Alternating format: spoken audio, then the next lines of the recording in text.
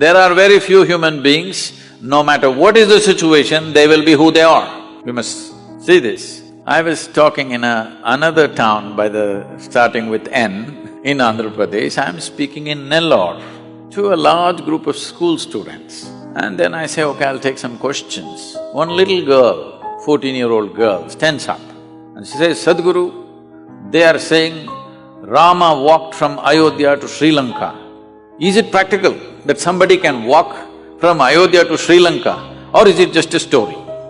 Then I look at her and say, see, you are still a young girl. After a few years, you will find a man. When you find your man, do you want that kind of a man that if you get lost, he will walk all the way? Or he will think this is not practical and find a practical solution in his neighborhood? What kind of a man do you want? Well, even the little girl knows what kind of a man she wants. Now, why this question I'm bringing this up is, I want you to listen to this carefully, not reacting all the bhaktas.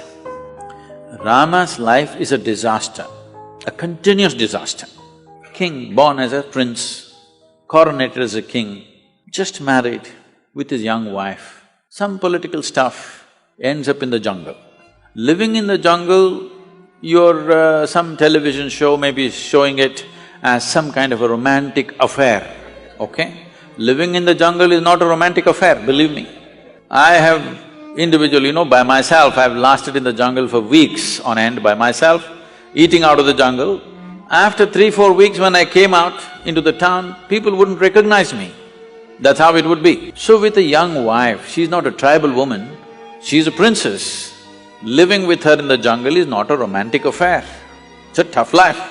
Knowing that it's very difficult, his brother also follows him to assist both of them because he knows what will he do with this young woman in the jungle. Then as if that was not enough, his wife gets kidnapped, Sri Lanka. And then because the wife means so much to him, he walks all the way, despondent, not a nice trek, not knowing whether she is alive or dead or what has happened to her.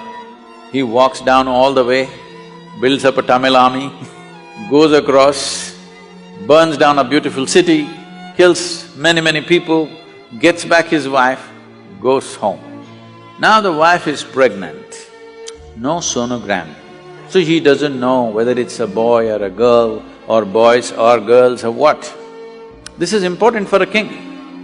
For a king, it's very important that he has a son because it has to continue.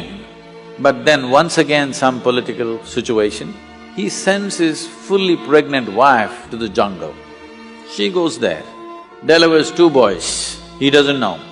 And then he gets into a battle with his own children.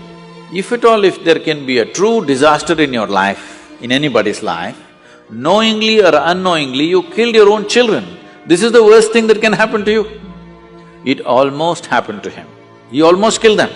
Somehow, by fate, whatever situation, he did not kill them, he almost killed them. He did his best to kill them without knowing who they are. Then Sita dies without ever seeing him again. You call this a successful life? No. But we worship him. Why do you worship a failure like this?